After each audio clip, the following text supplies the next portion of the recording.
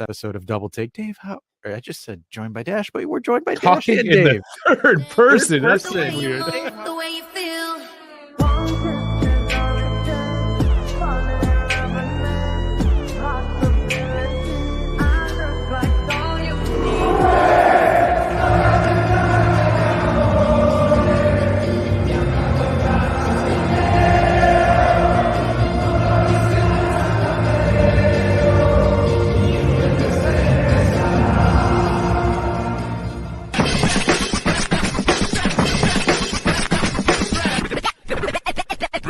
Oh, what's going on, Giantino? It is a Sunday night. I almost said Saturday night for some reason. I still got Colin's show in my head. Yes, Dave and I are still alive. No confirmation of what happened to Misaka. Rumors say that Fabrizio Romano is probably taking him hostage. But again, guys, if you want to see that rant, watch the rerun of the Colin's show, where that was absolutely a viral moment. We're still monetized on that video somehow. We still are. We're still alive. But anyways, guys, we have a special collaboration with Galatasary. Dave, you want to do the honors? Yeah, it's the Lion's Den. I stumbled onto you guys on Twitter, which was perfect because here we are. I'll let you guys take it away from the Lion's Den. Introduce yourselves. Hey, I'll start off, Dave. Thank you for your nice comments in the DMs. I really appreciate it. Thank you for the invite. My name is Samet from the Lion's Den. I brought my two dearest co-hosts, amongst others, Emre from New York and Yasin as well. Yasin is the Fenerbahce supporter amongst us. Emre is the GOAT amongst us, just to clarify for all the other fans here.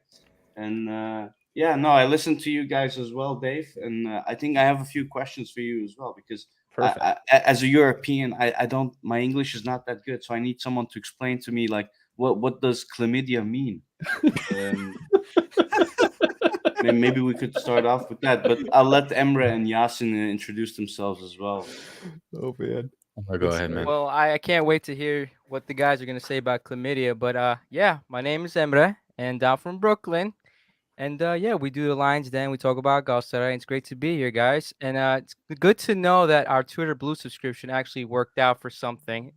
You discovered us that easily. So, yeah, glad you discovered us. It's fun to be here, guys. Hey, I'm glad you didn't leave us on scene on the DMs, man. You know how many shots we shoot up? We're trying to make sure we get some buckets here, not some bricks. You know, the only people that haven't agreed to come on are the Toronto FC guys. Just saying it. It's Toronto. Nobody likes Toronto. And I'm a TFC supporter, but anyways, we won't get into that. I thought the Canadians couldn't say no, but yeah, hey, Toronto. Oh, they just say sorry and make excuses, right? Yeah, exactly. Dave goes for the jugular. No, not me. Yeah, sorry. I don't know. Was it you? Who hasn't introduced themselves yet? That's me. Yes, and no. Fenerbahce supporter, yeah. Fenerbahce. Okay, is there a joke behind there? It's a joke that someone just doesn't let go of. So we're a pod of 6 guys. We've been doing this for a year and a half, and I'm the guy that likes to be as objective as possible all the time. So I'm the guy that's always making comments about Beşiktaş players and Fenerbahce players. I'd be like, Arda Güler is a very good, talented 17-year-old player. And then somebody gives me shit for it. I said Kim Min-jae is a very good center back in this league. I get shit for it. And they gave me so much shit for this last year, guys. And now Kim Min-jae, I mean, he plays incredible. So I was going to ask you guys about him too, because he's a refrigerator. He's a big refrigerator. Yasin promotes Fenerbahce players more than he does Galatasaray players. What is this? Look, I try to be objective because clearly we have listeners from all around the world of all different types of teams. And the more objective we are, I think the better. I'm sure you guys have somebody on your podcast that likes to talk about Napoli or Inter players. Please say yes. But Yasin, can we have this fight in our own kitchen? We're visiting here. Not in front of I gave you guys the skillet, and Yasin just was like, let me get the minced garlic out. I'm going to get some olive oil, maybe some chicken. Let him cook. Let him cook.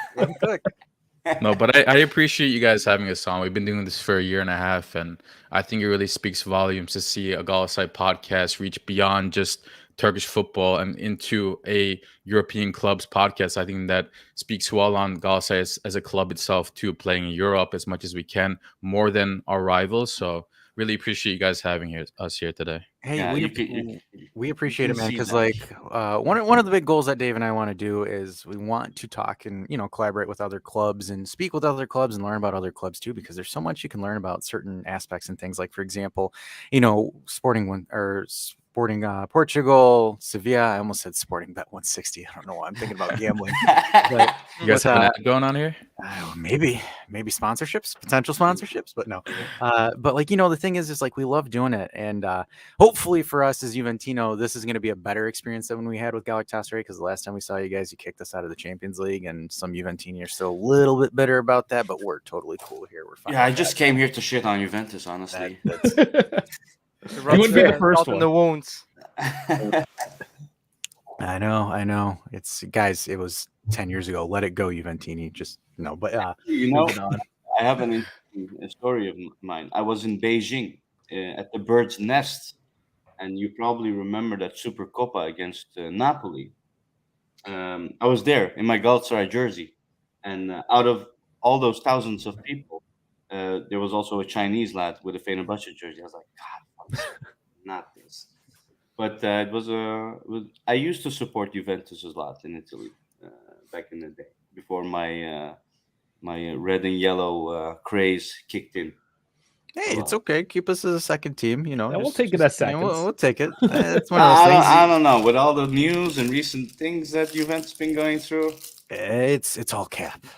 Yeah, I mean, we Yeah. can definitely get into that if you want, but I don't know. So let's get through the stuff he came here first, and then we can get into some of our drama if you guys want, because there's certainly a lot of it. So And yeah, I know it's misunderstood. That's the thing. It's more so because I like to kind of explain from our perspective, not to say that we're 100% innocent, but there's a scale. There's a scale in that, right? So there's shenanigans, and then there's kind of like really weird shenanigans. But I think if part of shenanigans that we need to talk about is the transfer window, because there has been a lot of movement, and Juve and Galatasaray have been talking to each other a lot.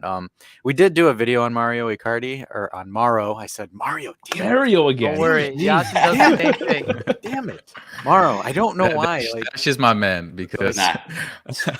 I Americans- fuck up names all the time. I know. Dave, it's the There's a Americans. connection man. right there. Well, it's funny because like Brutal. we're finishing a live show, and for some reason I said Mario, and Colin's like, "Someone please correct Dash. It's Maro. It's Maro," and I'm like, "Damn it."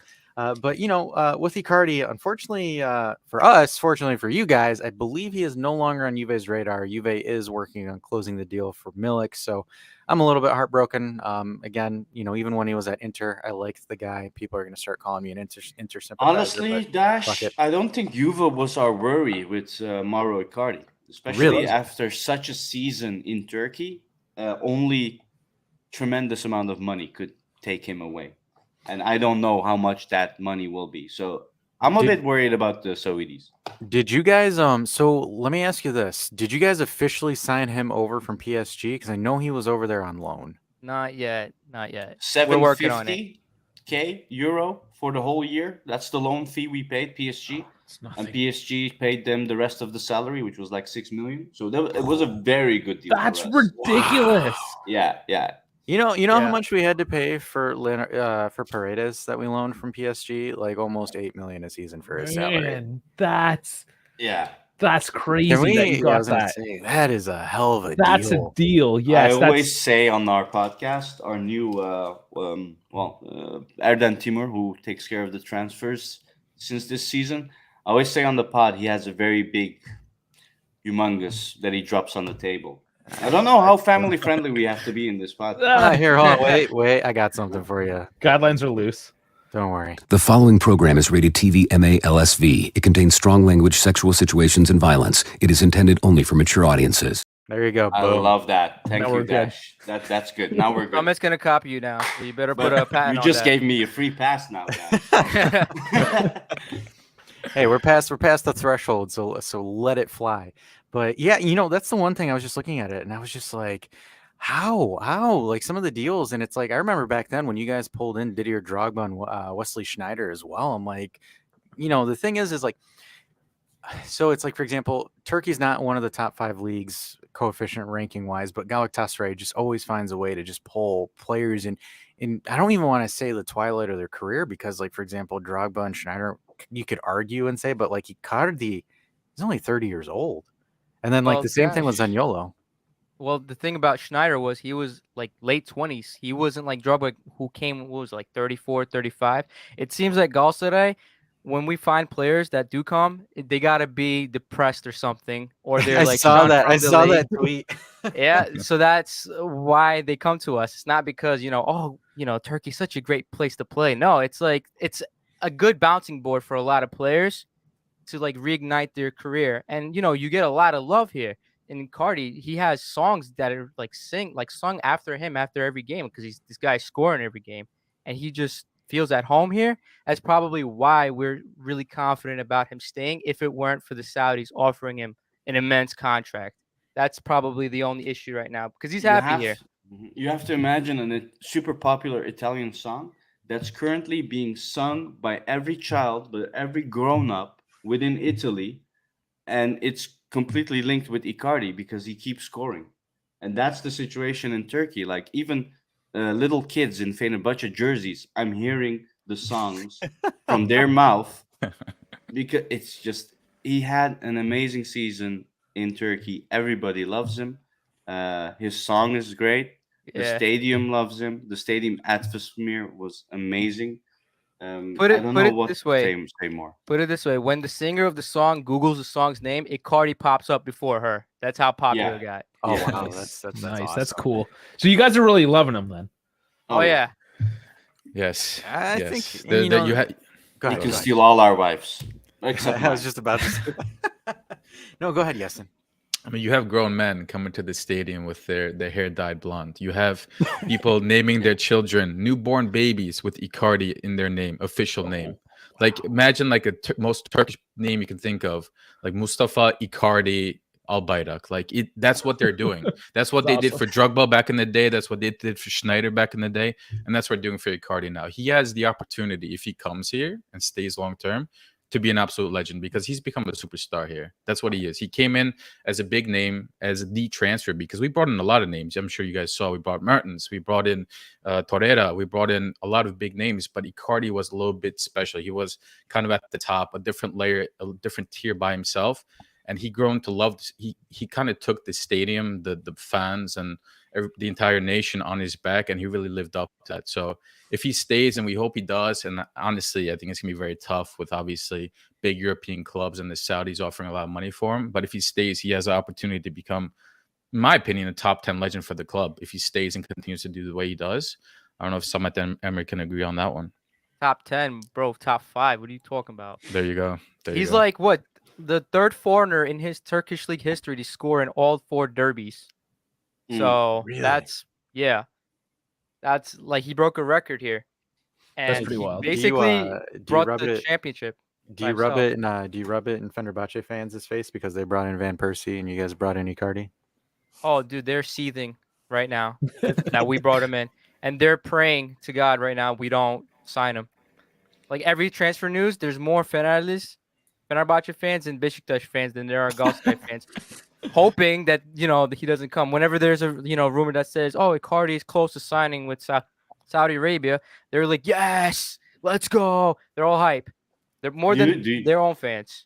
do you have any strikers, or did you have any strikers at Juventus that scored against Inter, AC Milan, all of the? We didn't have any strikers that scored a whole lot. We didn't have any strikers. We just had we had a Wow, that's crybaby that was. unfortunate. I was gonna say we had a crybaby that was worth 80 million that apparently Oh, can't wow. do anything. But Mm. the sad part is like, and I hate sounding like I'm dunking on the poor dude, but like for example, Moise Keane with the less amount of minutes had the best goals ratio, and that poor kid gets shit on every single week. Where it's like Dusan's apparently a protected baby at this point, but. I No. used to love what was his name? This magician, Quagliarella, I think. Quagliarella? Yeah, Yeah, Quagliarella. maybe. He's old now, but yeah, he's still playing with Yeah. Sampdoria. Yeah, he's Well, still- it seems love like him. you guys need to bring him back then, huh? He's like Season 37, ago. I think. 37, 38. Let me look this up. Jesus. Well, yeah.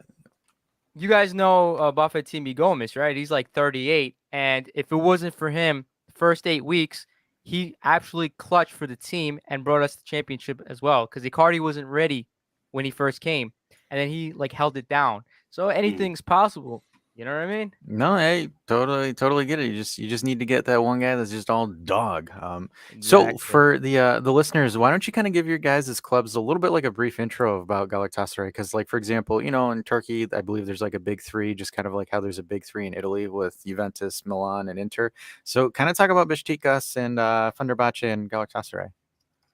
Well, the man's 40, for the record. Oh Well, wow. The person who knows them best is Yasin. So Yasin, would you like to introduce them? I mean, Ooh, that's petty. I'll get just because I'll give a quick little intro, and I'm curious what y'all think too. But essentially, there's three big Istanbul clubs. It's Galatasaray, Fenerbahçe, which are the top two. They have the strongest, biggest rivalry. Nobody wants either one of them to succeed. And then there's Beşiktaş. Beşiktaş, I would say historically, are the third fiddle. But in recent history, in the last 10 years, they've been the most successful along with Galatasaray. Fenerbahçe haven't won the Super League in the last 10 years. So think about that. I feel bad for their fans, but they deserve everything that comes towards their way, and that's 0 championships. So whatever. And then there's a team called Trabzonspor. They're probably the fourth biggest. They're not an Istanbul club. So they're in the Black Sea region, northeastern Turkey. I want to say northern Turkey, and they compete as well. They actually won the Super League for the first time last year, and I want to say 35 plus years. And now, since Fenerbahçe's current president took charge 4 or 5 years ago, every one of these big clubs has won the Champions League at least once. And we joke around saying a new tour started. We now won our second one. Everybody has at least won it once. So that's in terms of the big clubs. I want to say Galatasaray, this is factual, are the most successful European club out of all of us. We won 2 European trophies in 2001, I believe it was. We beat Arsenal in the Europa League, and then we beat Madrid in the Super Cup the same year. So that was huge for us. Back then, it was a success just to get into the group stages, maybe win a game or two there. We took it all the way, and we obviously Same like Juve, Yasin. They haven't won a European Cup in 20 plus years either, right? 96. 27 years, yeah. Yeah, unfortunately, we had to come up against the best Real Madrid and best Barcelona teams in history. So MSN. yeah. I remember that game. Mm-hmm. But now Inter also have their excuse for losing a Champions League final. No, they just lost it because Lukaku knows how to be a good center back for the other team. So That's right. He's built like a center back. He might as well just sit back there. yeah, It reminds me of a player that we also shared. And Boey Diagne, apparently he also played at Juventus, something we were discussing before. Probably insignificant. What was the name? And Boey Diagne. no, that's like Ignate? that's like almost 10 10 years 10 ago. plus. That was I think it was like Yeah. first year. Oh, Conte. man. It's a Yeah. while ago. I don't know if But he you- actually had any appearances on the first 11, but he was definitely in Juve's camp at the Mhm. time. He was there. I believe Conte had him for a little bit. And Felipe Melo, that should ring a bell with you guys. Here's Gosh, him Oh, yeah, and there you go. Chiellini. Him and Chiellini absolutely just pure beef with each other. Oh yeah. Oh really? Yeah. Chiellini and Felipe Melo did not like each other. Ah, okay. Yeah, Well, he Chiellini- won the worst player of the Italian league. Felipe Melo. Yeah, but it was interesting because he was really, really good, and then he just came to Juve and it just didn't click for him. And then, like he went to Inter a couple years later and was decent there. But yeah, Felipe Melo is just interesting when he was at Juve. He did amazing work for us. Because That's he the was, wrong Felipe Melo. that's the wrong one. Yeah. Oh, Is it's, this the right Felipe. It's Felipe. F-E. Oh, Yeah, man. FE. Yes, finally, Dave got a name wrong. That's a hard one. Come on. There's our boy. There's our boy. It's fair because the only thing I have on Dave is all I got to do is just have him say Chanalogu and he struggles. Chungalolu. Chungalolu. Let's get better. I can't can do that teach you. name. It's Chalhan Olu. Chalhan Olu. That's it. Chalhan Olu. Yeah, There you go. You got it. Chalhan Olu. It's still so. It's just weird. It's weird for me. You know how some people just get like weirded out by spiders. I like it's the same thing. It's just that name weirds me out. It could be because he's an Interisti, whatever. Which is another thing I don't get. Why is it a singular Interisti and Interisti? That's a plural, but it's also a singular. Somebody explain that one to me as well. Well, they're the ugly stepchild of Italy. No one cares about that team or anything about them. So Yeah. So maybe for my knowledge, like how is the situation in the Italian league? Is Juve top 1, top 2, top 3? Like is it Inter, AC Milan? Like how's Depends the which week and which punishments we get. yeah, it Oh, okay. depends on what phantom punishments.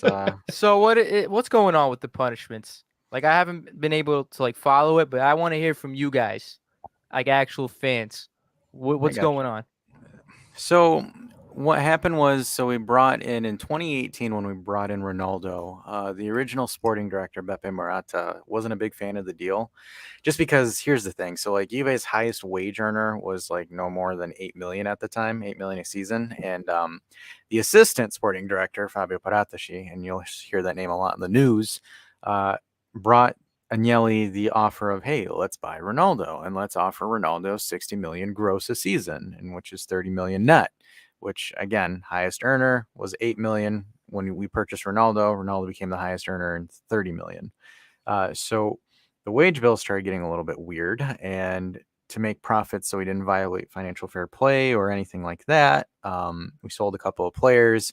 And the thing is like, really, it's called plusvalenza. If you guys hear it, that's kind of what it's referring to. It's called capital gains. So what Juve was doing, so like, for example, the famous deal that gets quoted a lot is the Miralem Pjanic and the Arthur Melo deal that happened between Juve and Barcelona. So what happened was it was a player swap plus cash, unofficially. But officially what happened was Barcelona gave Juventus 60 million for Miralem Pjanic. Oh. So Juve bought Miralem Pjanic for 35 million. So in theory, you would have a capital gains because you sold him for 60 million. Same thing with Artur. So Juve purchased Artur for 70 million, but in reality it was Pjanic plus 10.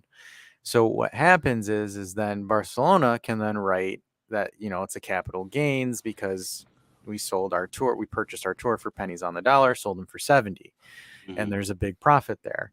The thing is what happened was the FIGC and the prosecutor called foul play on that, because he's like, you can't do that because you're making outrageous values for players that don't make sense. And then the courts asked, what's your source? And then Kine says, I use Transfer Market to determine values of players. And we all just lost our minds.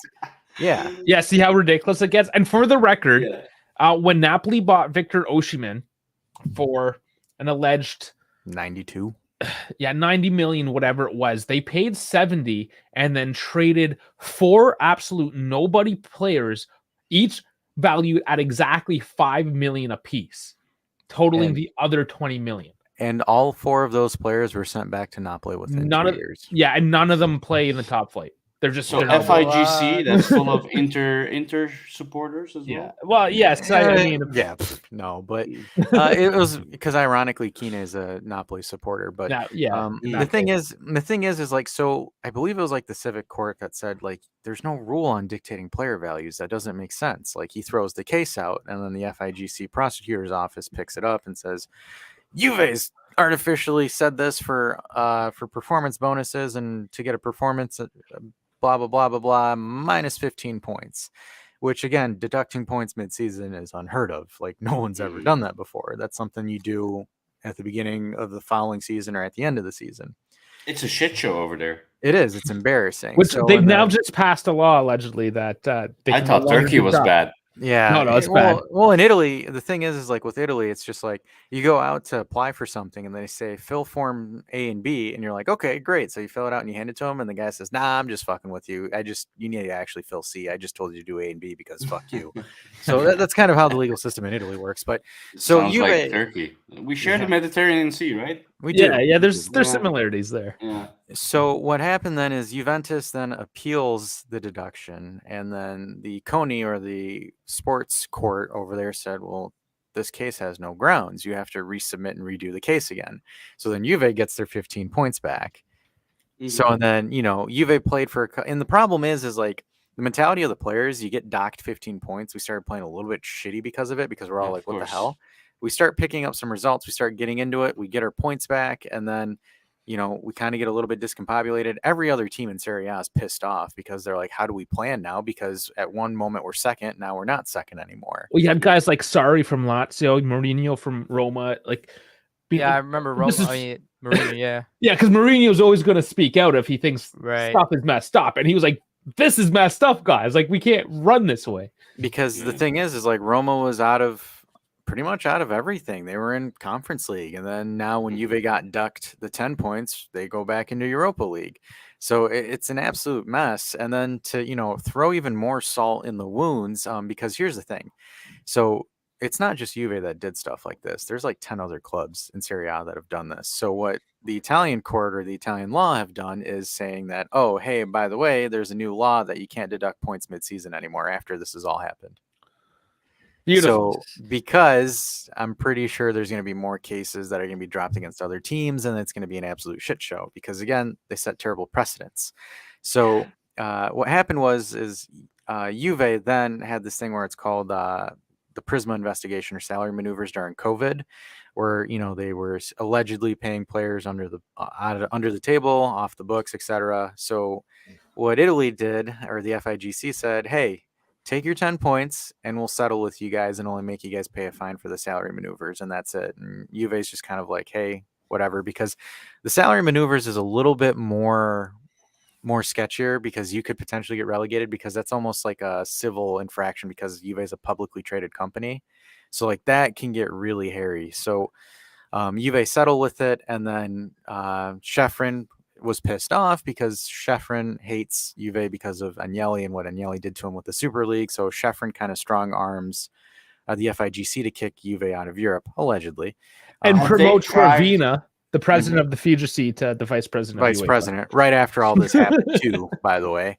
So Juve finishes in 7th place for the Conference League, and Sheffrin's strong-arming Juve by saying, hey, I will ban you from European competitions for 5 years if you don't denounce the Super League. So what happens is Juve sends this little letter that says, hey, we're kind of considering moving off of this, and now we're still kind of waiting on what's the deal with our European ban. Are we going to get banned from Europe? Are we not going to get banned from Europe? We still don't know, but it's all sketchy. It's all baloney. It's just like Calciopoli back in 2006. And the Conference League playoffs are happening soon. Like, we need to know soon if you're in Europe or not, And in the end of it, who can you blame all of this? Cristiano Ronaldo, right? No, Fabio. We like to.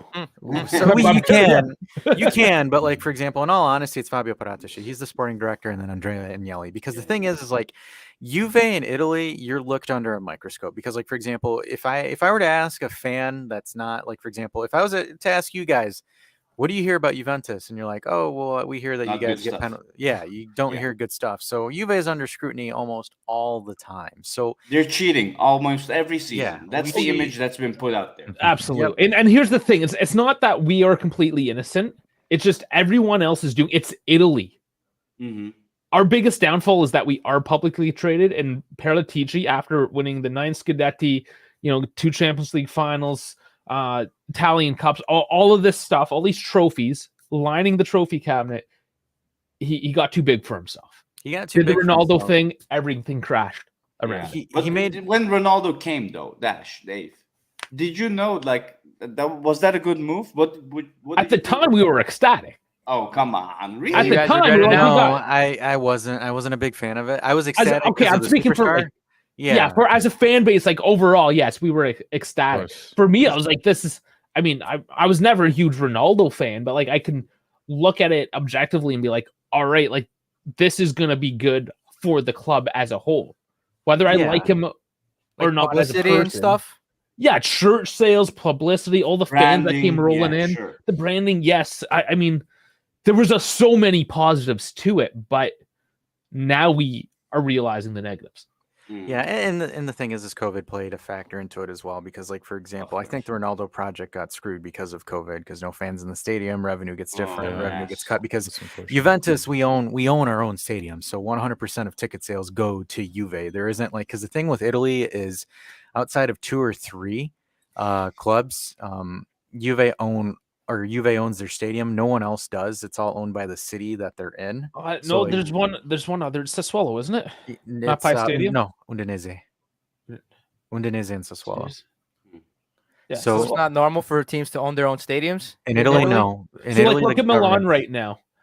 The two Milan teams collectively bigger than probably they Juve, rent out the right? San Siro. yeah. Yes, and they cannot build a new stadium right now because again, the The government Italian won't let 'em. bureaucracy.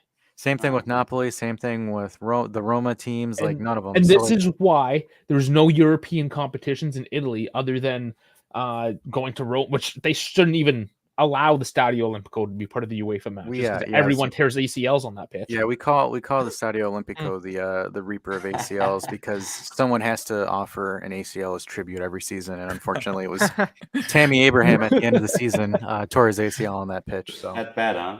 yeah, well, the thing is, for the last couple of years, it was Juve players. We lost a Turkish player, Meni Demiral. His ACL was torn on the Stadio Olimpico. The guy that you guys have as a profile picture, Zaniolo, he lost both ACLs in the Olimpico. Yeah, Both left of them and right. playing Yeah. for Roma. That's what we were worried about when he came to us. Yeah. Like, this guy lost left and right. How is he going to recover from that? Chiesa lost his there last season. So, the thing is like, Jesus. it's a mess over here in Italy when it comes to that. And Juve is the only one that owns their stadium. And the funny story about that was the FIGC was trying to shut our stadium down by saying the concrete wasn't safe enough. And it's like, what? No, it's good. But yeah, if you look at the infrastructure in Italy when it comes to stadiums, it's a mess. The municipalities don't want to invest money into it, and they're also milking money from all the ticket sales and revenue. So Right. it's miles. Like Italy, honestly, guys, even though we're considered top 5 league, Italy, everyone makes memes about playing in the Conference League with like the train that's running through the stadium. That's how bad. That's like almost every stadium in Serie A outside of 2. So like those people can chill. Yeah. Well, while we're on Zaniolo, maybe Yasin, you can tell Dave and Dash how much we bought Zaniolo for. A crazy construction actually that has a lot of add-on bonuses. Yasin knows best how to explain. Please, I gotta hear Fill this. us in. Sure. So, I mean, I'm sure you guys saw the sources from DiMarzio, from Fabrizio, and lots of other sources. And us fans were very curious too, because the rivalry that we have with Fenerbahce and Besiktas go beyond just what's on the pitch. It's outside as well. How much we paid in fees for certain players, their wages, their transfer fees, how much we made money from them. So everything is a competition. And with that is the players that we buy, of course. So we were interested in Zaniolo, just to give a little bit of context. We were interested in Zaniolo. We saw a great opportunity to buy him. He was a player that was not in favor at Roma. He wanted out. You guys know the whole deal. He was listed officially on transfer market as depression. That was his, his medical condition. So we saw it as an opportunity. We already saw Icardi, shine brightly because, he didn't come to Galatasaray as a superstar that was playing really well at the time. He was at PSG. He had issues with, his personal life, and that's what people thought of when they thought of Icardi. Oh, his wife, Wanda Nara. Are they married? Are they together? Are they divorced? Are they remarried? Nobody knew what was going on. He was missing games, and it affected his performance because of it. So we brought in Zaniolo, and apparently Fenerbahce were interested as well. So we bought him, and then you had Fenerbahce journalists, and I believe the president, maybe not sure, saying, oh, they paid so much more money than us. And their fans, of course, got excited because of this, right? They're like, oh, God, Galatasaray, you paid 20, 30 million for him, and he has 2 messed up ACLs. He's not going to perform for you guys. He's going to be the biggest flop. So pretty much, I guess you can say our sporting director, the guy that handles all our transfers, went on a Turkish live interview on YouTube with a well-known channel, and he brought in the paperwork. He brought in the paperwork for Galatasaray, and he brought in the paperwork for that's petty. I love it. For Fenerbahce as well, by the way. So he said, look, these are the official notarized papers that we offered and that Fenerbahce offered. We offered this, Fenerbahce offered this. So, because the whole story was apparently Fenerbahce offered way less than us. So he broke it down. And this is what it is: 15 million is the flat fee that we paid for him, over 5 years. Yeah, over 5 years guaranteed. So that is 3 million a year. And I believe the first payment we haven't even paid yet. I'm not 100% sure about this, but I believe that's what I read. The first payment is due in November. So there is a chance that we're going to sell him before we even make the first official payment out of our pocket, out of the bank account. Okay, so 15 million guaranteed. Now, this is where the bonuses kick in, that apparently we paid this crazy astronomical fee. But in reality, you're going to see that it's not like that. So the first bonus, 1 million euros if we get to the Champions League last 16. Listen, guys, if we make it to the last 16 of the Champions League, everybody will gladly pay $1 million euros. Yeah, Okay, so you're gonna get a whole bunch anyways. absolutely. So that's 1 million for the quarterfinal. That's another 1 million right there. Again, gladly pay that if we make it there with Zaniolo.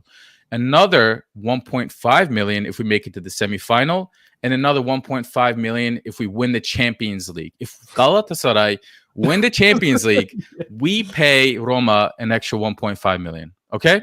Sure, So cool. what is that? That's 5 million that's related to Champions League, success. And all of that, please let me have to pay you that, right? So that's that. Moving on, Europa League. If we make it to the semifinals of the Europa League, we pay Roma an extra 1 million euros. If we win the Europa League, we pay them an extra 1.5. So these guys, these are bonuses that sometimes, the details don't get leaked, and Roma fans, Galatasaray fans, we start to think, okay, how much are we actually paying? In reality, guys, it's not a lot, right? So that's that. The next one, this is where things get a little bit more realistic. So before you go into, can I ask you this? For your sporting director, does he need to carry his balls in a wheelbarrow because they are fucking huge? Like Randy Oh, yeah. Marsh. like for real, man. Like holy shit. All right, You bent Roma over, caressed them behind the head, stuck your fingers in both ears, and just rode them into town. We asked for Yo. Zaniolo, they're like 40 million on the spot. Let's go. Yeah, so Yeah, you there gotta- was you a gotta thing stop. against Italian teams, right? He couldn't be sold to Italians. Yeah. Yeah. That was one of the clauses as well. That's why they say we were like a bridge back to Italy. I've heard Maldini is a big fan of him, that wants Yeah, to have he him got eventually. He got But he canned. got canned, indeed. Yeah. Yasin Yeah. Samet, you guys gotta So- stop hyping up Erden Timur because they're gonna forget Zaniolo and go straight for him. we got Gentoli, but Well, fortunately, Adam Timur is a fanatic of Galatasaray, just like you and me. So I don't think he's leaving anywhere just yet. Not until he gets one of those, trophies in Europe. But moving on, because there's a couple more bonuses, and these are the more realistic ones. The Turkish Cup. If we win the Turkish Cup, if we're champions, we have to pay them 789,000 euros. So less than $1 million, which we didn't do this season. I guess if he stays along next season, there's a good chance of that happening. That's fine. About 500k euros if we make it to the semifinals. Okay, so actually, I'm sorry. This one's really interesting. If Italy, the national team, makes it to the semifinals of I believe the World Cup or the Euro, not happening. while Zaniolo's playing, and I believe there's minutes a part of this as well. I don't have the details for that, but I believe he has to play a certain amount of minutes for that as well. We pay Roma 500,000 euros. He's just starting to get minutes again with the national team. Yeah. And then if the Italian national team wins a title of any sort, I believe we pay Roma an extra 1 million if Zaniolo is playing and involved with that team. We got a third place title. Does that count? I'm not sure. Given Erden Timur, I highly doubt it. But and the last one, which is the most interesting, if Zaniolo wins the Ballon d'Or, we pay Roma 1 million euros. Jesus Christ. Yeah. So at that point, just fuck it, just give it to him. at this point, right? The interviewer is like, "Why the hell would Roma agree to this? Like, I why? know. These got bonuses confused. are ridiculous." And Erden Timur, he's a very smart guy. He's like, "Listen, Italy and Italian clubs and fans are just like those in Turkey.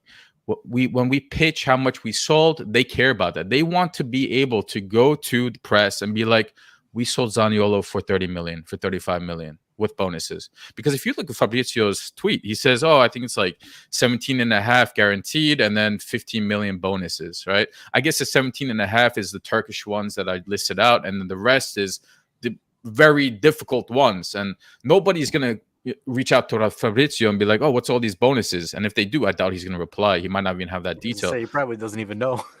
Exactly. But he broke it out on TV and said, look, basically 15 million guaranteed. Fenerbahce offered like 18 guaranteed and like a little bit less in bonus. So their total package, everything included, was less than Galatasaray's.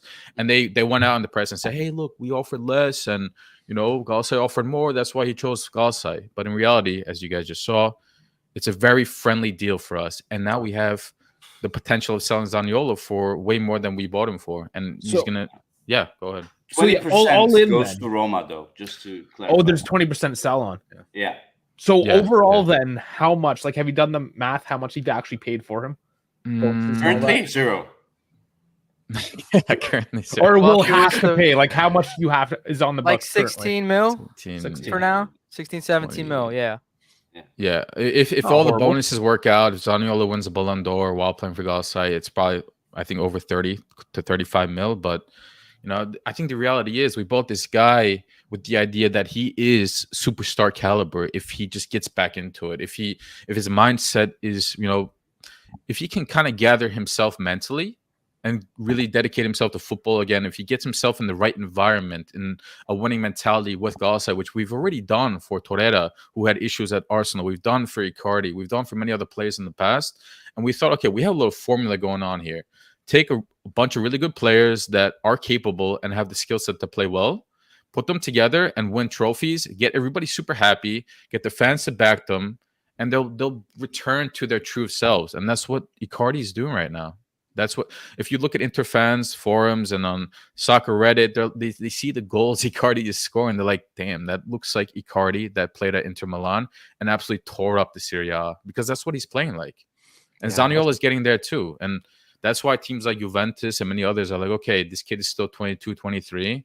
Let's get him before others start to offer up more money for him. So, Yeah. He's We're just got to be basically- careful though, because Turkey. He's a young single man. Turkey's got some fine women, so can't get him distracted too Well, much. that's the thing. He got away from his baby mama, but he stays there too long. He might get another one. I was gonna say, man, get What himself we a were nice, worried nice about Turkish Sonny. baddie. We were worried about Icardi with that, but he Mhm. seems to behave. He seems to be actually He's a a very simp. good father as well. He's a Cut, a simp, He I don't is. know what it He's is, a but big yeah. simp. We had a lot of drama. We got free drama from the Icardi family for free. Oh, Like for on sure. Instagram. Yeah, his wife was sleeping with a rapper while he Yes. was playing for us, and she was posting pics. And Some like we thought pasty it ass was- rapper too, wasn't it? Yeah. I've never seen him, heard of him, but like she's just I in don't bed know. with him, and it's just like they find it normal. Then like 2 weeks later, they're together with their kids, like nothing ever happened. Mind blown. But Bro, that's Icardi. Wanda Nara is like, how can a person be so ugly but so hot at the same time? I don't know. It just I don't get depends. It's one of those. It depends on the It's- photo. Exactly. You know who else? Oh, Yeah. what's her name? She was in Mockingjay. What's that series? Jennifer Lawrence. Jennifer Lawrence. Yeah. It's like that. Like sometimes she's so hot, and the other times like Yeah. I want She's like one of the boys. yeah. Exactly. But, So, yeah, yeah. yeah, Go ahead, guys. Zaniolo, 35 million, and you got him, Dash. 35 and we got him. It's a Dude, release come on, clause man. he That's like a has. Roma thing. Like Roma's like, hey, give us 40 plus and we'll give it to you. And we're just like, Mm. really? I mean, it's the same thing. Like here's the thing that irritates me about Italy is like, for example, Juve is the only club that really buys players from other teams in Serie A to, put money into the league. But then It's not everyone the other way around, right? But also just so the other team can't have them. touche. Right, because the thing is, the thing that happened was when Roma sold Zaniolo to us. It was like most of the people said we were just going to immediately sell him back to an Italian team after the season ends, and so that was the whole premise of it, right? So because if Roma would have sold it to another team in Italy, the fans would have been riled up, but it would be a little bit more kosher if it was from another team outside of Italy selling it to another team. So that was the whole premise of that transfer. But now Zaniolo's happy here, and he's even saying, you know what, I might stay a little longer. Champions Look, League's around the corner. I don't blame him. I mean, the thing is like some, especially these younger players, these like 21, 22-year-olds, like the problem is like they have a good 6 months and then they want to transfer somewhere and, they end up flopping. Like, for example, Dejan Kulusevski from us, like he had a great 6 months with Parma, came to Juve, stunk, went to Tottenham, stunk. Same thing with like, for example, Dusan. Dusan had a good 6 months at Fiorentina, came to Juve, and then guys were memeing the poor kid. Like it's the same thing with even Moise Kean. We had Kean, 18, 19, was unplayable for 6 months, goes to Everton, completely loses the sauce. I mean, Zaniolo as well. Like Zaniolo becomes this big phenomenon after his game against Porto, tears an ACL, comes back by rushing, tears another one in a friendly with Italy. It's like things like that where I think younger players need to go somewhere where they have that stability and understand what it takes to put a team on their back. Like, for example, if Zaniolo goes in and balls out at Galatasaray and carries Galatasaray for the next 2 or 3 seasons, I understand that his price range is going to be out, but at the end of the day, it's good for him because he's got it there. Like, for example, he's the dude, and I feel like a lot of these players, they get hot for 6 months and then start demanding a move to Real Madrid, and it's like, dude, It's kind of like Wanda. She's hot for 6 months, and then all of a sudden she's ugly again. yeah, seasonal, right? Too bad Icardi got one-anitis when it came to that. Yeah, for real. It cost him his spot in the Argentinian team too. I don't know if it's worth it for him at the end, but it is what it is. And I But think yeah. Icardi's better than Lautaro Martinez. Oh, Oh absolutely. yeah, Oh, yeah, absolutely. Lautaro is so overrated. I don't know what you guys see on the day-to-day in Italy, Same. but He's from the trash. outside, he's so hyped up. At one time, 70, 80 million euros. They were talking about. Every time I watch the guy, I don't see it. I truly don't see what makes him so special. I will say this: if Argentina had Icardi as their striker, they probably would have 2 World Cups, 2 Copa Americas, and Messi would Most be def. this like alien phenomenon, like Mm. never to be caught up before. Like I Yeah. honestly think Icardi with Wanda screwed him out of that because I think Icardi probably would have gone down as like better than Batista or any of those guys when it comes to Argentinian strikers, and we wouldn't have Higuain memes. Yeah, he's a Yeah. true fox in the box. It's He, just he insane. is fox in the But- box on and off the pitch. So those are the 2 big names we're linked with from you guys. Wait, you're letting go of Icardi, right? That's the consensus. So it is. So Icardi is not coming because Juve are going in to close a deal with Marseille for Milik. 7.5 million payable in Yeah. 3 years. So Cardi looks like he's off the table. Icardi is off the Juventus radar. So I know you guys commented, leave Icardi alone. We are leaving Icardi alone. So That's I good. wouldn't worry Yeah, about okay. that. But This is Zaniolo- already next. Zaniolo, I don't know because we're throwing you some sauce for Zaniolo. Mhm. And maybe we might lose Chiesa. I might need to fill in a similar sort of role. That one's a top.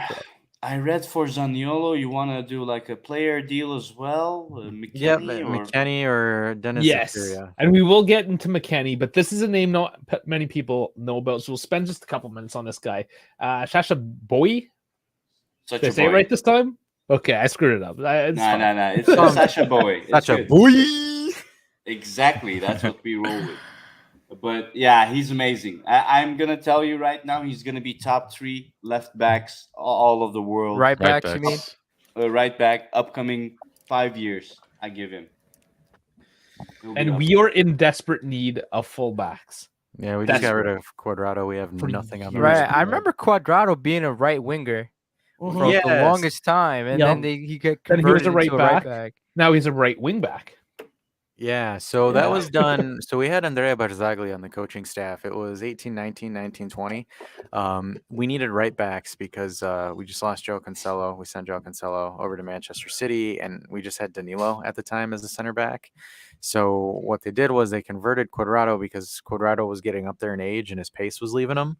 So what they did were like, hey, let's convert you into a right back because, like, let's be honest here, a lot of right backs or left backs are, wingers that are converted and taught how to play defense for the most part. Like, João Cancelo, in my opinion, is still a right winger. I don't even see him as a right back. Like, for example, Alphonso Davies as well started off as a left winger, transitioned into a left back. Teo Hernandez started off as a left winger. Same thing with Hakimi as well. So that one as well. Riera for us. Yep, and then we're trying to do that with Illing Jr. as well. So he's left winger, trying to throw him more into a left back role. Mhm. Gotcha.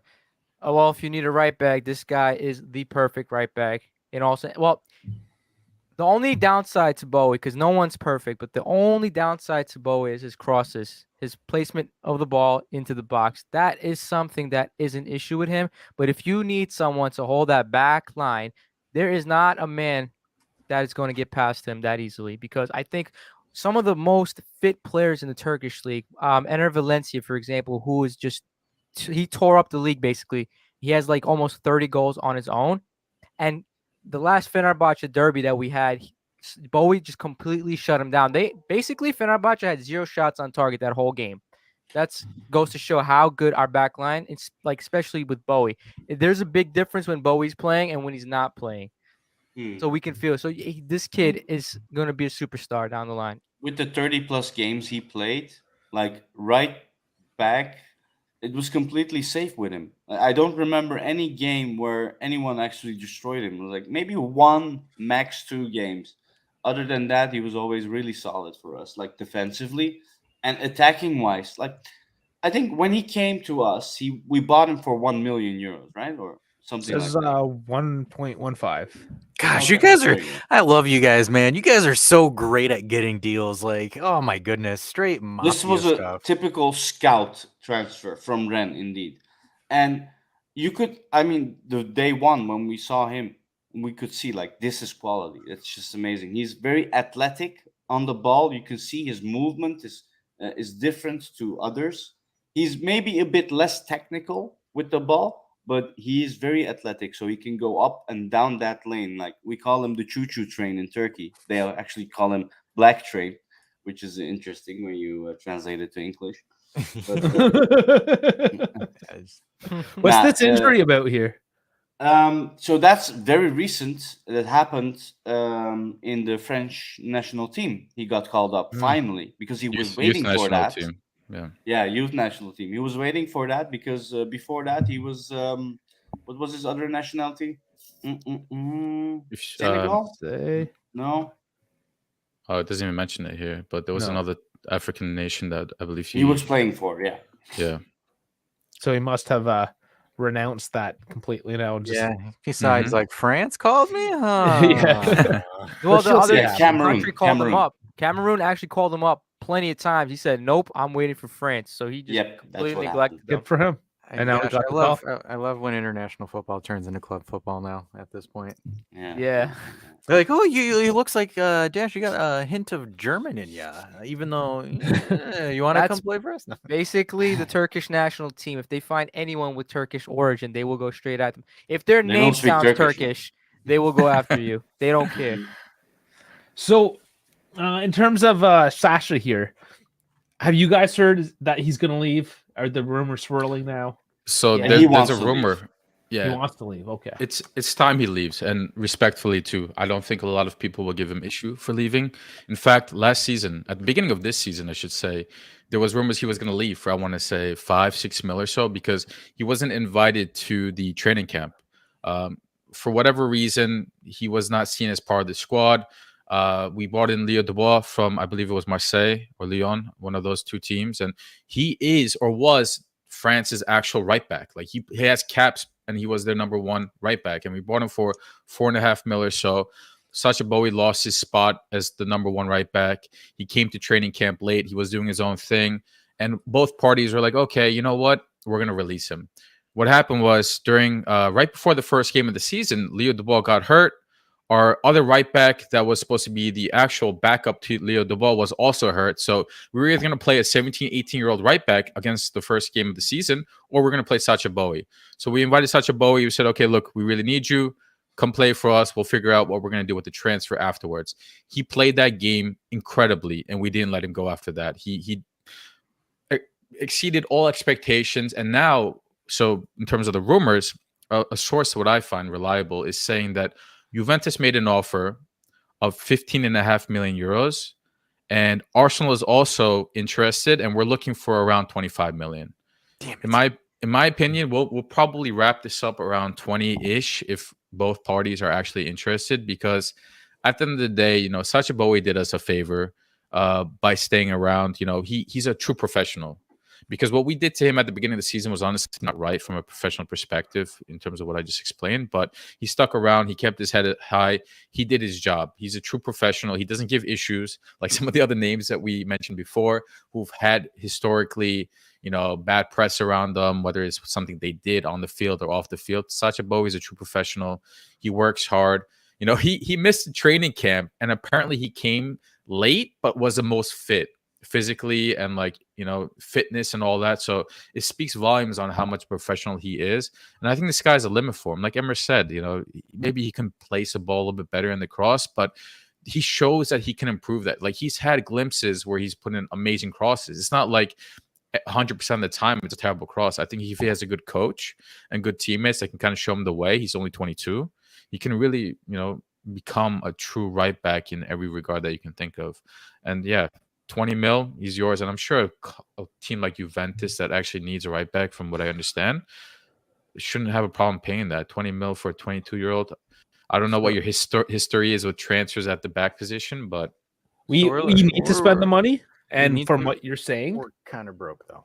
We're kind of broke, but we also we need. Okay, well, here's the next guy that we're linked. This is the biggest name linked with you.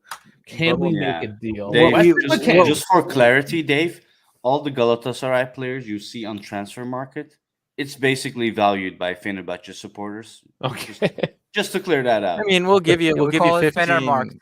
We give you 15 million plus bonuses that involve him winning the Ballon d'Or, the Super Ballon d'Or, and the World Cup. And we'll see him tonight, actually, in an hour and a half. Yeah, hour and a half. So you guys will be able to scout. We like to call him Chipotle McKennie, or because he is the spokesperson for Chipotle. But what?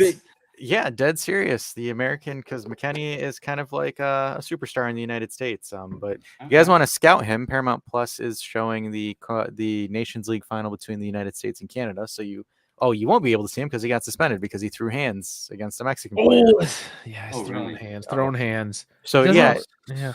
So the thing is with McKennie, guys, McKennie's one of those, I call him the wild card midfielder. He's not a dribbler. He's not a passer. He is a bruiser. He is just a physical behemoth or a physical specimen. Massive throwing skills. Like he can launch the ball. He can launch the ball from midfield into the net like it's nobody's business with a throw-in. But the one thing that a lot of people recognize and love about McKennie is his header or his air game. Yeah, he does. McKennie knows where to find the ball in a cross. Don't know how he does it. He can scissor kick it. He can, Zidane headbutt it. He can throw the ball a long distance. He can jump up. Should he not be a basketball player? To us? He's a basketball player playing football. He is the greatest American soccer player of all time. No, it's me trying to stop. No, but no, but I'm looking at his stats right now. It's 3 goals and 3 assists, all comps. That was him. That was him at Leeds, because we sent him to Leeds midseason. He wanted to go to Leeds and play with. Why didn't you want him? So the thing is, why we didn't. So the problem is we already had a player that played in his position, which is Adrien Rabiot, and Rabiot is like an Iron Man, way better. Yeah, Rabiot is. Give us Rabiot. I mean, you can if you offer him 10 million a season. He's a free agent. Yeah, he's a free agent. We're trying to maintain contact with him. If you can seduce his mom, because his mom is his agent. If you can seduce Veronica and find a way to lower that asking price, that's her right there on the screen. If you can seduce her, we're good with stuff like that. Like we contact barbers and designers, like everyone around. We seduced Wanda Nara, and she's Icardi's manager, so we got this. If you got Wanda, you got Miss Veronique. Yeah. Because the thing is with Rabiot is, again, he's a free agent, but the dude wants 10 million base a season. Yeah, that's like the minimum. So the only teams that are going to be able to pay for that is the Premier League teams. I do have something funny. Yeah, United. But I do have some funny news though. His mom went to Barcelona looking for a contract, and they approached her, and before even saying anything, they said, "Oh, great, thanks for showing up," and they walked away because they're not paying Rabiot that amount of money. So yeah, this is Barcelona speaking. I know, because they offer tons of contracts that are high as hell to all their players. So essentially, I don't want to say McKennie's a poor man's Rabiot, but they have the same play style. They're both midfielders that endlessly run up and down. The difference between Rabiot and McKennie is a dog, and I don't mean like a dog as in like Mike Tyson dog-esque, but like McKennie will defend your players. Like, for example, if one of your guys gets a nasty challenge, you best bet McKennie's coming in and throwing. Sounds like Felipe Melo, honestly. Yeah. So like he honestly is like that, because so like for example, against Mexico in the semifinal, Sergio Reyes gets a tackle from behind from a Mexico player, and McKennie runs in. I thought McKennie's drop kicking this dude like a WWE superstar, but like McKennie comes in, pushes the guy, and gets his jersey torn because he's literally fighting the entire Mexican team at this point, where they're pushing and shoving each other. Wouldn't Leeds want to take him? Leeds got relegated. So originally, what happened was, so we loaned him out to Leeds. It was a little bit of a fee with an obligation to buy if they did not get relegated, for 38 million. So Leeds got relegated. So unfortunately, they're not going to pay that much, and McKennie's back to Juve. So there are Premier League teams that are looking at McKennie as well. Brighton is one of them. Newcastle is another one. So McKennie's Juve want to sell him for around 20-25 million, unless you guys want to give us Zaniolo, which is going to probably be almost like a straight Boey. swap. This Or Boey Boey. kid looks pretty good. Or Is Boey. that what we do? What do you guys do with McKennie for Boey? I don't know if McKennie's the right player for us at the moment. Yeah, the We're question looking is, for- do you guys need a McKennie? You know Lucas Torreira, Sampdoria, from Sampdoria. Right? Yeah. So he failed at Arsenal, came back to us, and he's doing amazing work. He's like the skeleton. Is McKennie a person that can like be a sub for or even overtake Lucas Torreira? I don't know. I think so. Is he a Wait. good skeleton of a team? Like, Yeah. you say he can become a skeleton? McKennie. So the thing with McKennie is like McKennie, if you're looking for McKennie to make plays, even though I'm saying this, McKennie does do really good passes on occasion. It's not like his defining attribute, because the thing with McKennie is three things he has. His aerial ability is one. If he's in the box and the ball's in the air, him and Icardi are going to probably smash heads because they're going to be in the same place at the same time to head that ball in. That's one thing. Two, he's a tireless runner. McKennie just runs. Engine, yeah. He has an engine. And then three, he is a physical mother bleeper. He, again, does not care. Like, he will get in your face. He is, again, a pit bull. He is a midfield pit bull. He's an American that grew. Sorry, go ahead. Yeah, he's an American that grew up in Germany, so he's very physical, very like Bundesliga. in your face type of player, right? He's not necessarily the right guy for Italy, so take that into context as well. But sorry, you were just describing. Should hire you guys. You're basically describing Sasha Boey, but if he played in midfield, that's exactly what you're describing right now. Yeah, and then also that's what we need though. McKennie can also play as a right back too, if you need him to play as a right back or a center back. So again, like, does he do that for the US? He doesn't do it for the US, but he's done it for Juve, where he's played as a right back. For when did Cuadrado. he do that? Remember Hellas Verona with Cuadrado? Cuadrado out, McKennie played as a right back, and it was like right before he got loaned out to Leeds. I don't remember that. He did like 2 or 3 games as a right back before he got loaned out. But is that when we were just like putting everyone anywhere? Yeah. Something to keep in mind, Dave Dash. Turkey has a foreigner quota, and that's what makes our planning really difficult. When it comes to transferring. Oh, really? Yeah. How many in Italy? 5. I believe it's 5 on the field. 5 non-EU players on the field, or the whole in the roster. But that's non-EU. That, I mean, it's a little non-EU. That's a bit, okay. No, we have to have Turkish players on the field. At least, was it 3? 3. And then, and then we can only have 9, I believe, or 8 foreigners in the whole team. Yeah, just quick question on McKennie. Is he like a 6 or a number 8? And if he's an 8, is he more defensive? Oh, he's a 6. He's a 6. Yeah, so I personally don't see us keeping him. I mean, being interested only because we have Torreira there. I mean, we were previously interested in Yuri Tielemans, who ended up going to, I believe, Aston Villa. Yeah, and that's a lot of money that you guys are looking for, and I'm sure that's his worth. But for us, from my understanding, our transfer strategy currently is, look, if we're going to sell Sacha Boey, if we're going to sell Victor Nelson or Zaniolo, if we're going to bring replacements for them, it's not going to be for the same amount that we actually sell these players for, because we're in incredible debt, and we're talking about stadium debt. You know, the stadium is not ours. Our goal is to hopefully become debt free, and with the Turkish currency getting trashed the last couple of years and continuing in that way, it's going to be a while, and we really have to be smart about the transfers that we make. Unless you guys think, McKennie is a guy who is currently worth 20-25 mil, but if he continues this way, he can be sold for 40 or 50 in a couple of years, then it's really tough for us to approach that kind of transfer. Zaniolo was an opportunity for us to find a player on the cheap, given his situation, and flip him for quick money within a year or two. I don't know if McKennie's that fits that bill. So I lied. I lied. I've totally said 6. He's an 8. Yeah, I know. I was trying to interject. I'm like, what are you talking about? He's Locatelli's Just trying to type to you real quick. I was just like, I'm sitting there, I'm just like, shit, did I just say that? As I have a tendency of doing that. I just sometimes I'm just like, blah, blah, blah. But yeah, McKennie is kind of like, again, he is box to box. He is again an 8. I don't know why. For me, I think 5 for me, like I'm old school, so like 5 is like the 6 for me in my head, and the 8. Stop making excuses, Dash. You were up. Whatever, fine. Okay, we know who the blabber is now. Yep. Okay, so if you're not completely sold on McKennie, and he's a little expensive, there's somebody else that has. You will not be able to differentiate them when you're watching on television. This one's the actual 6. Oh, I thought you were talking about Zakaria, not Cuadrado. Cuadrado? No, like the hair. You always screw them up when you're commentating, right? Cuadrado, McKennie, they're always the same player. So the problem is, and I'm pretty sure you guys might jump on this soon, but Fender Bache is close to reaching an agreement with Juan Cuadrado. He's going to probably be playing as a right wing, right back for him. Have you guys heard anything about being linked with him? He's 35. No, I haven't. No, I haven't. Yeah, he's like, he's 30. He's what? No, I don't want this guy. He's 35. He's a free he agent. He's a free agent, so it's like there's not really anything on our end we can say about it. But Cuadrado, he was good, but the problem is he just doesn't have maybe legs 5-6 years ago. Yeah. Like, do you think he'll do work in like a top?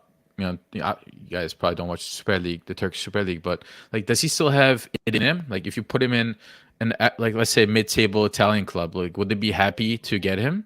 Like at that age? You know what? The other clubs in Italy actually speak highly of him.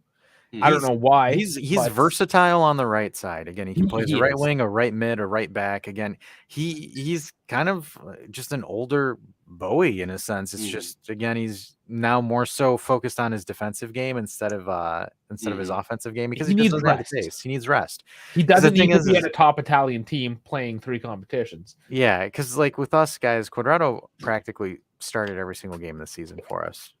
So we've played over 30 games, and Juan the only time Juan couldn't be there is if Juan had a muscle injury. So it's like Dries Mertens that has been doing really well for his age, especially his stamina is insane. Like, guy's fine wine, I tell you.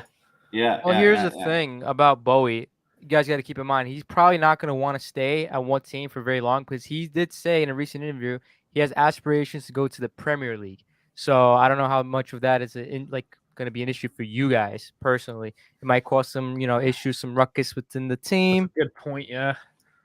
So yeah, that's something to keep in mind, because he's actually really perfectly built for the Premier League, physical wise, he's built for that league. And because Dash is racist and thought this is who I was originally talking about, I was only mentioning hair. But here we go. Yeah, there's Zakaria. Nobody knows how to say it. But this is your 6. McKennie is your 8. This is your 6. For Switzerland, he plays right in front of the defensive line, orchestrates passes, is kind of like a regista if you're looking at it from an Italian sense. He can play as an 8, but predominantly when he was at Borussia Mönchengladbach, he was a 6. He played as a 6 there predominantly. We sent him over to Chelsea because Thomas Tuchel wanted him. Unfortunately, by the time he got there, Thomas Tuchel got fired, and Graham Potter doesn't like a player of this profile, so didn't really feature much. Did have some muscle injuries at Chelsea, but really, really barely featured for Chelsea this season. And is getting sent back over to Juve again, and Juve are looking to liquidate him because he just doesn't want to be at Juve, and kind of talk shit about Juve when he was at Chelsea, ironically. I think we have someone similar to him already that we got from Sassuolo, a Turkish player, Kaan Ayhan. He went there. Interesting. Exactly. I, myself, am not a big fan of him because he basically cut off 2 very young prospects that I think highly of. Now we have old Kaan Ayhan coming in, who does nothing perfectly good. Like, everything is average about him. So I don't know why we got him. I'm curious, on the topic of Kaan Ayhan and Sassuolo, what do you guys think of Mert Müldür, the other Turkish player that is currently there, that played right back, I believe, or left back? Are you guys familiar with him? Any quick comments on that one? I think he had a pretty decent season at Sassuolo. It wasn't anything out of this. It wasn't anything. It wasn't like anything out of the world from what I saw from a stats thing, because usually, especially with Sassuolo, like if we hear anything, any player that does good in Sassuolo is automatically like, linked to Juventus. So like So Fratesi right now, and then like Locatelli. Locatelli, Fratese, Berardi, Demiral at the Demiral. time. Yeah, Don't say Berardi. And why did you sell Demiral? I don't get that. because stupid business on our end. So what Did- happened Well, was he had No his time, issues right? as well. so it was a little bit of Demiral and a little bit of Juve. So when we purchased Demiral, Demiral and De Ligt were supposed to be like the future backline Yeah, setup post exactly. Bonucci and Chiellini. Demiral was playing really, really good, and Yeah. then Demiral met the arch nemesis of promising players, which we like to call that the Stadio Olimpico. He tore his ACL against Roma. Oh, God. The same game Zaniolo tore his ACL, mind you. What? Yes, Two players of that day? 2 players that day. So That's Zaniolo, crazy. Zaniolo tears his ACL minute 25, minute 37. Many Demiral tears his ACL going for a header. The thing with Many Demiral that Juventus wasn't a big fan of was his rash tackles. So Demiral flies into tackles. Yeah. He's aggressive, which is great because that's what you want in a defender. Hyper aggressive. The issue is that with him, it was more so on the lines of that, like, for example, if you guys remember, we played Porto in the Champions League round of 16, flies in a really stupid tackle, Yeah. gives a penalty. And that's where it kind of ended for Juve, where Juve is just kind of like, I don't think this is the guy anymore, just because one, his fitness was an issue, as well as decision making, because like again, De Ligt conceding penalties at stupid times, then Demiral conceding penalties at stupid times. It's just one of those things where Juve wasn't really a big fan of it because, you know, it's just not how we do things. So they sent him over to Atalanta. I believe is he still at Atalanta? I don't know for sure. No, I think didn't they get rid of him? I thought Atalanta kept him. I thought so as well. Yeah. Atalanta wanted to flip him, but nobody else wanted him, ironically. Yeah, it's it represents the countries very well as well. Merih Demiral being Turkish, Just try Merih, M-E-R-I-H. Sorry. Yeah, there's no balance. He's either very good or very bad. And Matthijs de Ligt, he's a very stable boy, right? Yeah, he's still at Atalanta. Yeah, I guess he's got a bit of time. He started off really good. So Demiral benched De Ligt in the 19 season because he was out playing him. Like he did bench De Ligt, and then just again the Stadio Olimpico said, "No, your career's over." All right, so if we go against Roma ever, we're just gonna take the L away. We're never gonna go to that stadium. That's what I learned from this stream. No, just don't play with metal studs, metal tip studs. I'm serious. Don't play with metal tip studs. Just don't play at the Olimpico. Whatever you do, have like the least grippiest cleats, because like all the time, like for example, the injuries that I've seen there are when they use their metal tip studs. Because the thing is like for some reason the pitch there, your foot just sinks into it, and the thing is that's how you essentially tear your ACL. Is if you're playing and you essentially try to move, but your foot's stuck in the ground. So it's like it's the same thing with like tearing your Achilles. Like it's just one of those things where if the ground like, and that's one of the reasons why I have a little bit of anxiety playing on grass. It's like when your foot just goes in there with studs in, and you try to turn quickly and it just doesn't let you go. That's just kind of what happened, because that's what happened with Demiral. That's such an American thing. I only like my fake grass. Your real grass, screw that shit. I'm gonna go to McDonald's. That's play on AstroTurf. Yeah, like AstroTurf is one thing, like, but like, yeah, there's some grass fields where it's just like the Olimpico. Like, for example, Juve's grass field, there hasn't been really any injuries on that one. Like, it's all on how you take care of it. Like, grass is obviously the best surface to play on if it's properly taken care of. Because again, it's softer than AstroTurf. You don't have those like little tires and rubber things that are going into your boots. But it's one of those things because, like, for example, the NFL hates AstroTurf. They actually would rather people play on natural grass. But again, it's just like if you look at the Super Bowl, I don't know if you guys saw it this season with the Kansas City Chiefs and the Eagles. It was terribly managed natural grass, and everyone was slipping on the field and not having good stability. So that's the thing. Grass is safer, but at the same time, you have to take care of it properly. Yeah, or else you get like all the snow, and then Snyder scores one at you. Which, you know, to be honest with you, it was because Conte sucks at coaching in Europe. So I mean, ironically, that season, favorites to win the Europa League, lose to Benfica. At that point, I was just, wow. Because, the coach that we had at the time, Antonio Conte, only cared about the points. That season, he only cared about breaking the record for most points in a season. Even though we got embarrassed in Europe, and we also, and the Europa League was in our stadium. The final was in our stadium, and we fumbled it to Benfica because he played his B team against Benfica in the Europa League because he wanted to break the 100-point record In the league. What could have been? Yes. What an idiot. But so moving on. So Zakaria, just before, because I want to move on from Zakaria. Do you guys get linked with him from your end at all, or is it just us saying to get rid of him? No, okay. I think you guys got linked with Artur Melo, right? No, not even Artur? No. Paradise. It's funny. I like. Paradise is the one that I was going to ask. Paradise is the one. Yeah.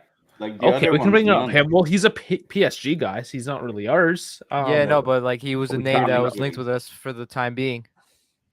We borrowed him. We didn't use him, but we borrowed him. He might. Why didn't work. you use him? That's the question. He sucks mostly. Well, the thing is with Paredes, like I think there was a couple of things. Like it was an effort issue on his end. I think he was just kind of collecting. I think he just was just collecting the bag per se. It was kind of like, I don't want to say it was like the same thing with Di Maria, but like with us, like I could tell that Paredes was just kind of staying fit so he can make the World Cup team. That's why he came to Juve on loan. I don't think he really wanted to be at Juve. I think it was just, hey, let me get here, let me get some, because he played prior to the World Cup, and then after the World Cup, like we only put him in a game or two. Like he barely played after that. So at PSG, he wasn't a starter, so I think he came just so he can potentially make the Argentina squad. And then again, he wasn't a starter here either. Yeah, he was. Mind you, when we needed some shitbaggery, we put him on, and he'll get some yellows and reds and whatever. He was good at instigating people to get red cards. Yeah, but just talk shit. I still remember their World Cup incident against Netherlands where he kicks the ball straight into their in their bench. Their bench. Paredes gets onto the pitch and literally gets done. We're playing against Inter in the derby. Walks in, says something to Daniele D'Ambrosio, and gets him kicked off within 15 seconds. So like Paredes is the banter guy. I'm convinced that we're only getting him so Icardi comes and stays with us. I think just so he has a bud on the team. But that's the only guy from like that was with you guys. So because there was one last name. I'm bringing up names obviously because this is what we've heard. So you've only had Paredes, the greatest left back in history. Oh yeah, this was linked. I just didn't want to think about it. But okay, well we're thinking about it. The greatest left back in history. Pipo can agree with this one. The absolute goat of left backs, Alex Sandro. I can't say that a straight. It makes no sense for us to get him. I mean, Summit, we do need a left back. The issue, which you mentioned before, is a foreigner limit. Depending on how we shape up our team, a left back, an experienced left back, is what we need. Now, would he come with the expectation that he's going to play every single game? Then it's an issue. If he comes and says, "Look, I want to be part of a winning team," and I'm at the age where, I can share some time with some young players, maybe, but I highly doubt it. He's 32 years old coming from Juventus, right? What do you guys run? Do you guys run a back three or a back four? Back four. Back four. But very high up the pitch are wingers. Here's the thing. So I'm going to be honest. Does he track back well? He's too slow. Sandro well, it's not even that, but it's more so. So Sandro had a nasty hamstring injury in 17-18, and he lost a lot of his pace. Like Sandro, but look at him. He's always looking like he's about to always fall serious. Asleep. No, he's about to fall asleep. Yeah, it's like he's sleeping. I mean, he's getting ready for bed. He's grown a goatee too, so he's an absolute stud magnet for all the Turkish babes. But oh yeah. So what does he earn? Good question to ask. Almost 8 million. All right, yeah. Is that net or gross? That's gross. Yeah, almost 8 million. Yeah, it doesn't tell you here. I don't think. Only in Turkey they talk about net when they talk about these. But no, I'm serious. 8 million net. That's what he gets. It's net? Yeah, 8 million net. Jeez, so what is the taxes? Like half? So what is he like on paper it's 16, but after taxes 8? Yes. Something like that. Something like that. Well, again, they gave him that contract when like he was absolutely lighting the world on fire. Because like back then it was Alexandro and Marcelo as like two of the most. And the Yeah. reason why Sandro wasn't on the national team starting was because of Marcelo. So it's like it's one of those things where you're just kind of like, well, fuck it. Like, I mean, it's the same thing. Like if you were right back in Brazil when Dani Alves was playing at his prime, Yeah. like you're just like, hey, shit. Like I can't get past this dude. No. So it's kind of like that with Alexandro. The thing with Alexandro and why a lot of the people turned on him is again a couple of mistakes defensively and just kind of his speed is gone because again he suffered a nasty hamstring injury and it's just hasn't been the same. If you're looking at someone to kind of play as a fill-in center back or a deep lying left back, then Sandro's going to be your guy. But if you're, I'm pressing at the middle of the field with my entire back line, Sandro can give you some good passes or some decent crosses, but he's not your difference maker. Sandro's that guy that, you need depth. You need a guy to sub in, take a couple of games, a couple of minutes. Sandro's your guy when it comes to that. If you have the expectations of him being, an X factor, I would tell you to temper or reduce your expectations on that one. But if you're looking for a backup, a sizable backup, he's not bad. I'm not saying he's great. I'm not saying he's a catastrophe. He's had some catastrophic moments, but at the same time, if you limit his minutes, and this is one of my arguments that I had, the less Sandro plays, the better he is. Because at Juve, he was the de facto left back until last season with Kostic. So from when he came in 15-16, because essentially he came in and he took the starting job from Evra. So he's been playing nearly 50 games a season for almost 7 years. So he's consistent, is what you're saying. Yes, he's been consistent prior to even the only time that I've ever seen Sandro really be out for an extended period of time was his hamstring injury. At most, he will sit out for maybe 2 or 3 games a season. I haven't really seen a thing where Sandro's been out for an extended period of time. So like if you guys rate consistency, like consistently and being available, that's something that, I give props to Sandro for. Because like, for example, like if you look at our midfield, like the greatest thing like about Rabiot isn't his scoring, isn't his passing, isn't his running or anything. It's Rabiot's fitness, his availability. Like that's like Rabiot's best trait is the dude will give you 38 games. Like the only time he misses a game is because he's accumulated too many yellow cards. Sandro's kind of like that as well. I mean, yeah, he's getting older. He might have some muscle issues and stuff like that. But like if you're using Sandro for 20 to 25 games a season, and that's featuring substitutions and subs and whatnot, I think you're not going to run into any issues as far as him missing time. If you manage him properly, I don't think he misses a game. It sounds like Patrick van Aanholt, who we offloaded to PSV, honestly. It was we needed someone stable, someone consistent, doesn't get injured. And he did the job, but he wasn't. Well, Van Quality wasn't there. Aanholt, it wasn't about his injury. He was just shit. Just gotta say He was just He's like, it You wasn't see, anything. He was just trash. the thing with Summit is he Summit will. doesn't want to say it. Go ahead. The thing with Summit is he will like protect anyone that's from Netherlands, no matter how bad they are, because he's Dutch. He's got to protect all the Dutchies out there. But he was trash. Can you blame me? Can't lie. Well, I mean, you gotta, when you have somebody from your home nation, maybe it's a bit different with the Dutch because there's Dutch all over the place. But like for me, being Canadian, if there's a Canadian on the team and all our Mexicans people, I mean, people has been here all night, but we got a few of them. Frank's not. I mean, Frankie and just the calls for Ochoa. Like no Ochoa, but we hear it. So you gotta go for your hometown heroes. It's yeah, I mean, you do idolize Julia Grosso too. So. Yes, and Julia Grosso, she is on the Juve female team. If you guys don't know, she is like she's the new Alex Morgan. Like you guys remember when like Alex Morgan set the world on fire? Yeah. He's like everybody's sweetheart. Julia Grosso has become, everyone's sweetheart. That's her her and her sister. sister. That's her and her sister. What do you think of Adekugbe though? Okay. I don't know what that is. I gotta look this up. How do I type this in? Adekugbe, and it's a Canadian right back for Canada, right? Okay, Elijah Deku. Oh man, yes. How do you not know your own players, Dave? What's I wrong? told He's you not this good because before. he's I not don't- good. That's why. He's shit. Because I don't actually. I follow Julian Grosso. I'm sure you know Otto Atiba Davies. Hutchinson, right? I don't actually care that. Like if they're playing, yeah, like I'll try to stay up tonight and watch the CONCACAF finals, but it's past my bedtime, so I mean, probably not. Nah, he was shit for us as well. We loaned him from a team, Hatayspor, who basically got dissolved due to the earthquakes that happened in Turkey. Two All teams, right, yeah. yeah, and we had to take some of their players, like others did as well. So is that club ever coming back, or is it just gone? They are We're actually not not sure. relegating, right? Wrong. Oh, he's at the plays Coupe. for York United. They play today. York United. No. It's Sam at the cook. Oh, this is his brother. Fuck, I spit it again. We're giving you ammunition, man.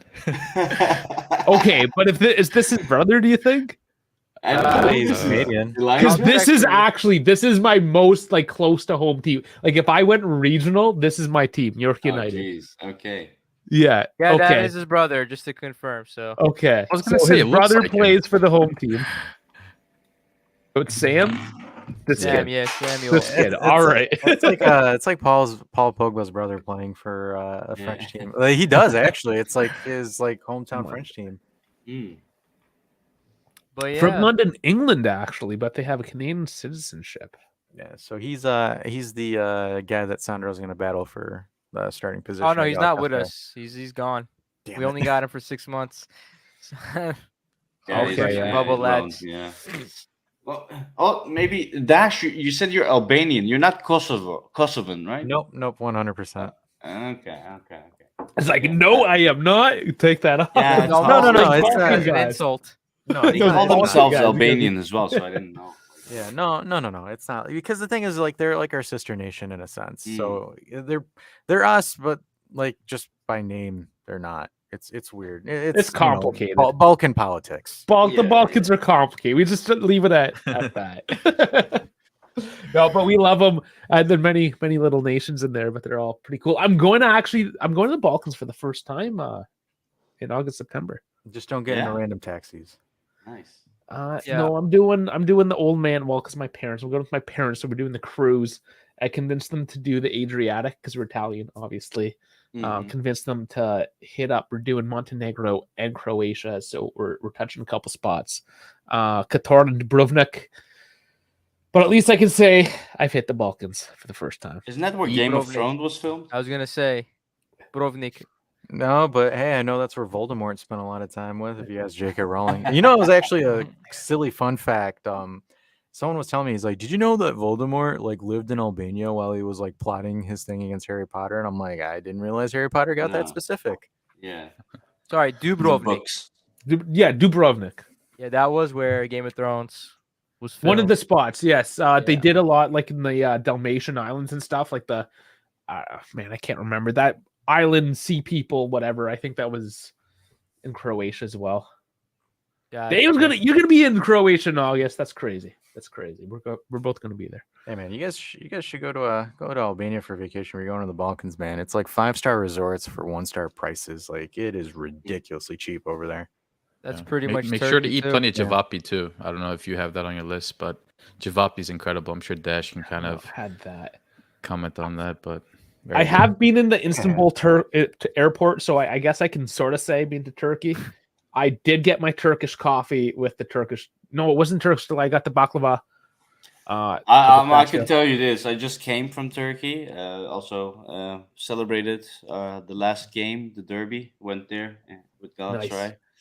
And I gained like 5 kilos. So Oh, easy. I can Yeah, tell yeah. you for Yeah, sure. you know, that's funny because that's what my older sister tells me, because she was in Istanbul for 8 months working there. Oh, yeah. And then she's like, yeah, dude, it's because it was funny because she was like, it's kind of, so Istanbul is almost like Tirana. She's like, but again, it's just they speak Turkish. That's the only difference. She's like, there's literally like so many parallelisms between Albania and Turkey. Turkish and- cuisine. Oh yeah, there's a lot of parallel for sure. Yeah, Food wise, yeah, and I think it's super underrated as well. Like how French cuisine is like highly rated. Like See, they have not tried Turkish breakfast. Yeah. So this is interesting. So they call it kavapa, but like the Albanians, we call it shofte. because it's we call it essentially köfte. yeah. Just regionalisms, yeah. Yeah. So I have that's the not funny had thing. this. That's the funny thing about the Balkans. Like they'll have like the same exact food, different names, and then they'll have a blood war on who actually invented it first. Like it's literally the Balkans. Who from Juventus probably eats the most köfte? Vlahovic. I would say Vlahovic because he's Easy. technically from there. Oh yeah. Easy. I mean, that's easy. I would have said Higuain, but Higuain's not on the team anymore. Oh, I mean, you can throw in Kostic, but he's not nearly as big as Vlahovic. Yeah, Vlahovic is a big dude. I love when you get into this regional food stuff. This looks similar to brocioli, Italian like fried meatballs, essentially. Yeah, and the thing is, it's like this is pretty much again. You just take the ground beef, throw whatever you want in there. Like for example, like I've seen some people do like powdered ranch, breadcrumbs and stuff, and just wrap it together and boom. Yeah. Like they'll eat it. They'll eat it with like so the Albanians will eat it with like a cheese that's called cheese. It's like a milk. Cheese. Yeah, that's what it is. That's It's like very cheese. close to jizz. Sorry, So, I mean that's the first thing I thought. There's of. that, and then like I don't know if they call it burek in Turkey, but like we have burek Yes. as well. Yeah, So, Burek, like, yeah. yeah, so we've got it with like And the yogurt drink. kus.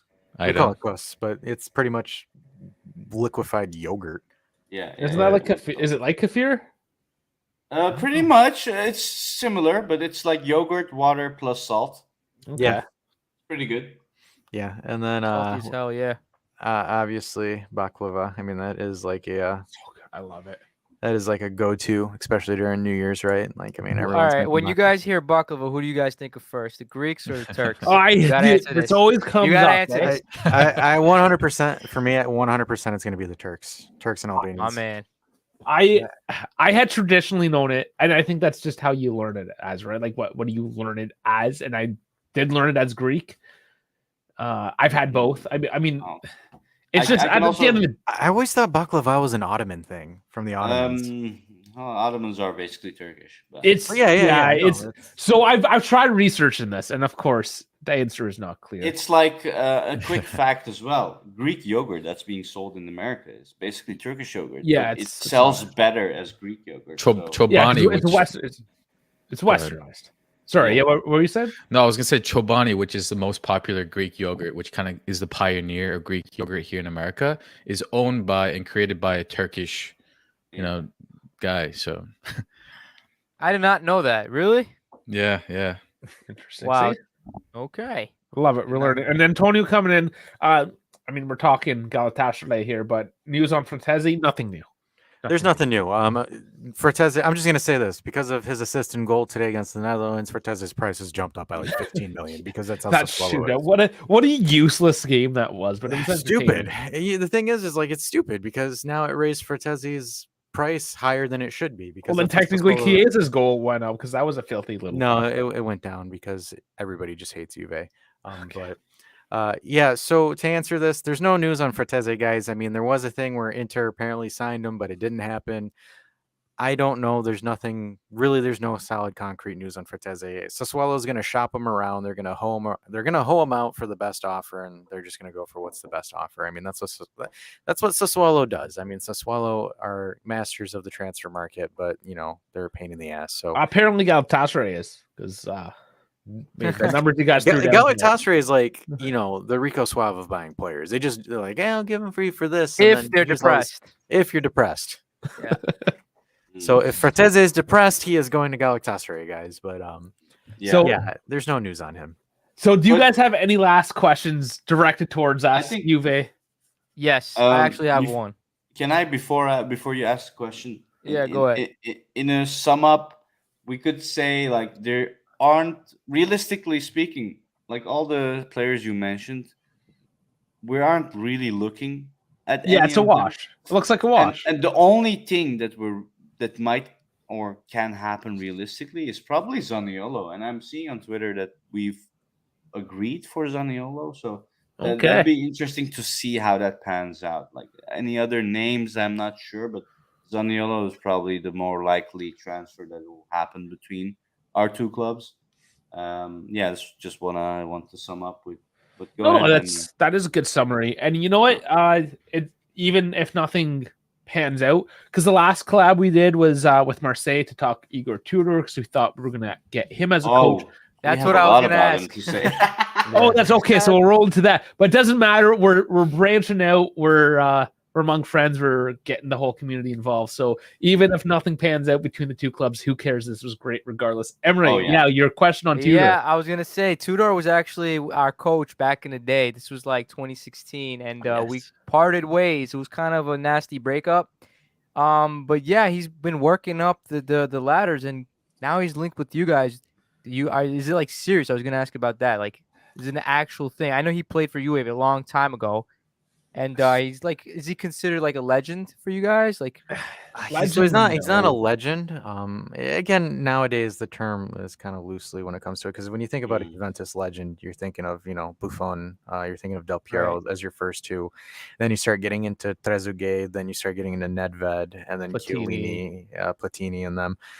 Tudor was good in the 90s during that, like even Gianluca Vialli as well. But the thing is so crazy thing. I don't know if you guys know this, but Igor Tudor was the assistant coach at Juventus in 2020. He with was Pirlo, yes, right? Yeah. Allegedly, in my opinion, I think Tudor was the coach and Pirlo was just the puppet man at the time, because Juve played. It was night and day performance-wise for Juve. They started really well at the beginning of the season. After Tudor left in January, the team just kind of lost it. And then Tudor was just kind of like, I won't ever manage a big club again after that, and yada, yada, yada. And then he went to Marseille after. Or no, he went to Verona, and then he went to Marseille. But Marseille's a big enough club, too. Big so, enough I club mean, in those France, words not going to a big club. Yeah. So originally, there was some links. I believe Juve met with Tudor, but then again, I think it's just the cost to fire Allegri, and then just some other things as well. Is just the club's like, nah. And Tudor himself was like, yeah, I'm just gonna leave and just take a sabbatical. So, a lot of coaches that were linked to Juve are taking sabbaticals or not coaching anywhere. So I think next summer, depending on how Juve perform, again, I think this is a make or break season for Allegri. So I think there might be a possibility. Juve fans would welcome a Tudor comeback, because Tudor, again, is like, he represents Juventus. Blue collar, gritty, grinta, just again, in your face, smash mouth football. Yeah. We call him the fitness coach, right? Yeah. Yeah, that's what we hear. He's that's very what my glorified fitness coach. That's basically what it, like. Basically, for us, what happened was in the beginning of the season, our team was like fit, the most fit in the league, and everyone was just getting trampled over us. But once everyone started catching up with us physically, like then technical stepped in, and we started losing more of the games, and that's like a big problem with Igor Tudor. I'm assuming he kind of got around that whole issue. No? Okay, that's why you guys are here, because I stay far away from as possible. No, I got you. Yeah, that's what Marseille said, because they started the season off really well with Tudor, and then towards the final stretch, it's when they kind of just started stumbling a little bit. Or do it like we did. Let him start the season, then halfway through, get a good coach, and end up champions. That's basically what we did. Yeah. Genius. 6-month coach. Yeah. Awesome. And any other, or even from the chat, before we sign off, anyways, if there's any last questions going any direction. Now the awkward silence. I love it. Dash, you usually have some dumbass question. You got anything? Well, I can probably fill in one more question. Sure. What's that?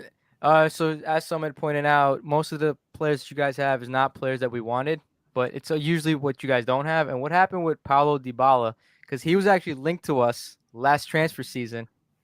He went to Roma. He's in Roma. Yeah, I know, but why?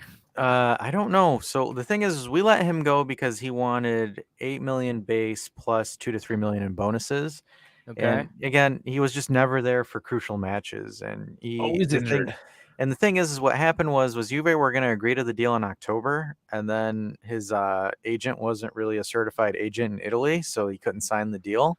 And then, unfortunately for him, he got injured right after that. And then he's like, hey, so about that contract that we agreed verbally. And Juve's like, yeah, nah, we're not giving that to you.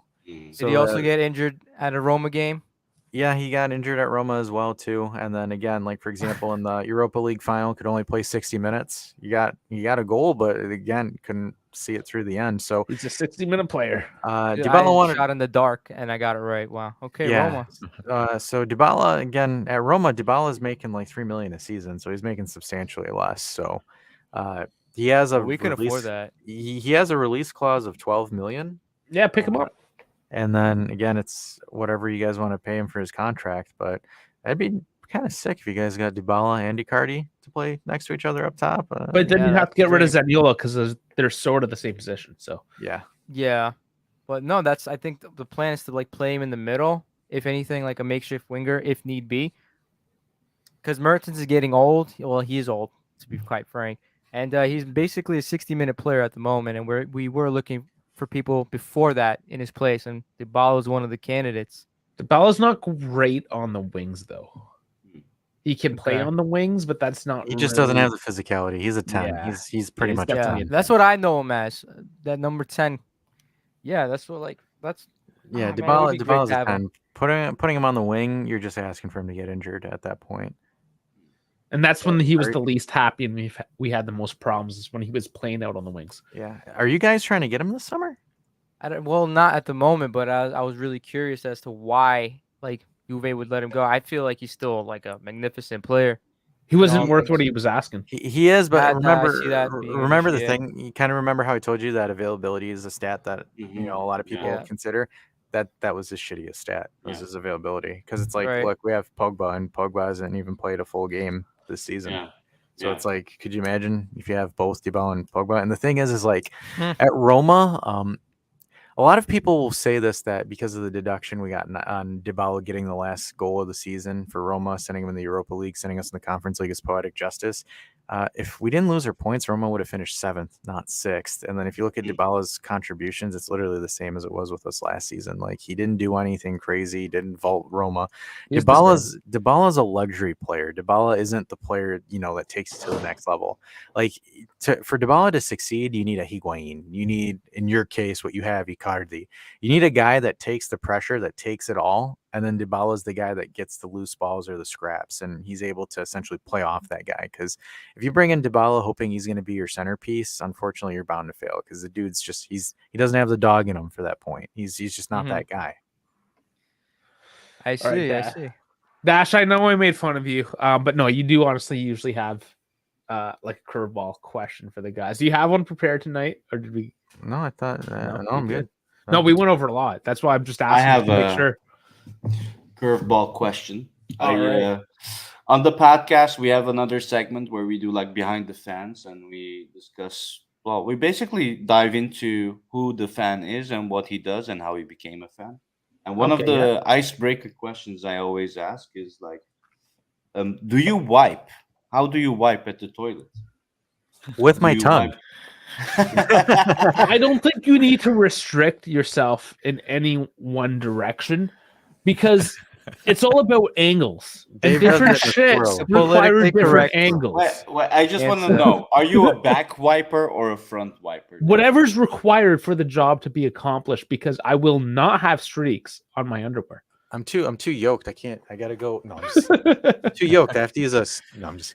This is why you do the yoga. You got to work on the. I wipe in a J shape. Yeah, no, I feel you. A back wiper, right, Dave? Yep. Yeah. That's how it should be. Like, I don't get how front wipers do it at all, because there's like lots of stuff in front of you that you have to move away and then reach down. It's just ridiculous. Yeah, you have two hands. Well, two hands. What do you mean? Like, You can hold the junk up. yeah, but that's weird. Extra work. Okay, Yeah, have you but- never had, because it depends, like especially if you had a few drinks or you had like way too much pizza, like a lot of starch, and you have No, that really, no, really like sticky, no. dry shit that just you can't get off your asshole, and you need that different. Sometimes you just need to approach it differently. So Dave is a front wiper, is what Yeah, I'm getting I from know. it. Whatever's required, you can't rule anything out of the equation. Even the third leg wipe. Sometimes that's an incredible. Listen, I technique to shit use. 4 times a day. There's situations that happen. He's tired of wiping. Efficiency is key. No. At least 4 times a day. Listen, I just had a colonoscopy, and I tell you what, like the whole like purging and shitting yourself for a day, like that was a non-issue for me. Like I had that shit figured out. I didn't even need the medication. They gave me the medication. I didn't even need it. You know what? So I actually got a funny bathroom story. So we had this intern that worked in our office, and there was this story that, this office banter that was at the time where everyone's like, yeah, there's this weird dude that apparently shits with his legs up. And I'm like, sitting here like, yeah, there's no What the fucking hell? way. So, and then That's it's like, I'm in the stall or I'm in the bathroom, I'm using the urinal. And then, I hear like moaning in the stall and I'm sitting here like, you gotta be fucking kidding me. And then, I look and all of a sudden I see 2 legs go up and go on the door. And I just hear some guy just heaving like I'm sitting there. Like someone's and I'm giving birth. like someone's giving birth. And I'm like sitting there in my head. I'm like, who the hell shits with 2 legs on the stall door? Wait, Like- but how do you know he put 2 legs up? Like that's the weird. You How could did you hear, see you that? could hear his shoes click on the actual door. Right. Like it's a porcelain stall, so it's like you hear the shoes. It's just like, That's good. like how do you? I How do you appreciate do the that? demonstration. Like how the hell do you do that? Like that to me is impressive. Mhm. Back wipe all day. Yeah, he's German though, so he's going to be very specific with how things are carried out. Yeah, no, I had a friend that explained me, also a front wiper, when we were actually going to a Galatasaray game in Istanbul. He said, "Yeah, I mean that's when we discovered that front wiping is a thing." And he explained to me he was a front wiper, but the thing is, he's a very beefy, big guy, and he has massive thighs, and I cannot imagine him like, how do you go through those thighs, like between your junk, reach down? It just and feels wipe? weird to me because it's like yeah. you're sitting here going like. Exactly. It's like you're like reaching for gold. It's like, oh, Right. oh wait. I'll probably get a hernia. Well, that's what I'm saying. Sometimes it is like reaching for gold when you have that really stubborn one. Mm. Yeah, getting that big Like when you have that dangler, it's just like it's so. I'm telling you, like pizza. If you smash a couple of pizzas and then it's just like suck, especially with You know what beer that too, means? right? You know There's what that like means? no moisture left in your body, and you get those like little berries that hang off your chota. That means that means you gotta trim something, man. You gotta do some landscape. That's the nice thing of Turkey. Like every toilet has a bidet, like Yes, yes. inside the toilet. You Like, gotta. I love bidets, man. That should Yeah. definitely be a thing in America. yeah. Yeah, Okay. but we're too big there. We would shatter the bidets here in the United States. You see how big most Americans are? Could you imagine them with a bidet? They'll just sit there and just start like taking it the entire time. Like they'll fantasize about it. They just pull on the Yeah. muscle front. I'm telling Yeah, you, it's yoga. would- You got to do the yoga so you can I stay would- limber. I would fuck up my shoulders. Like I don't even think my rib cage would let me like bend all the way in like that. Because it's Go like you'd on, have I to- have a fucked up shoulder. You just No, be I'm saying, like- creative. You got to be creative. like I'm trying to do it in a squat right now, and it just feels awkward. It feels like I'm literally. It's almost This like I'm- goes back to like doing this. I mean, our conversation with Sam about doing the stranger. There, Well, yeah, well, that's the that's same thing. different. That's You different. can figure it out. It's all about conditioning. Well, that with the Sam thing, it's literally you just sit on your hand and then you just jerk yourself off with it. That's literally It's the Sam easier thing. said than done. So giving you guys context, so there was this Yeah. guy that we had, Sam Adamo, the Bordello podcast. We were talking to him, and we're referencing a Family Guy episode where Peter's like, "Hey, sometimes what I do is I sit on my hand and then I start, Mhm, yeah. doing the deed because you can't feel it. There's so no it's like someone feeling. else, someone else is doing it for you." Mhm.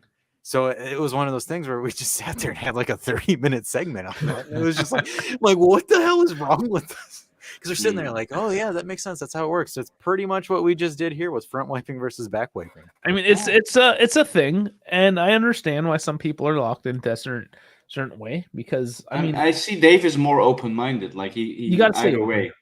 Yeah, Yeah, no, Canada, I'm bro. exclusively a back wiper. No, I don't get that. it's just there's situations. That's all I'm saying. Interesting. Okay. I mean, you Well- prefer to go one direction, but it's like there's files, right? You know how some files they're only good in one direction, but then there's other ones that you can do with like a back wipe. I don't know if you guys work with like metal or whatnot.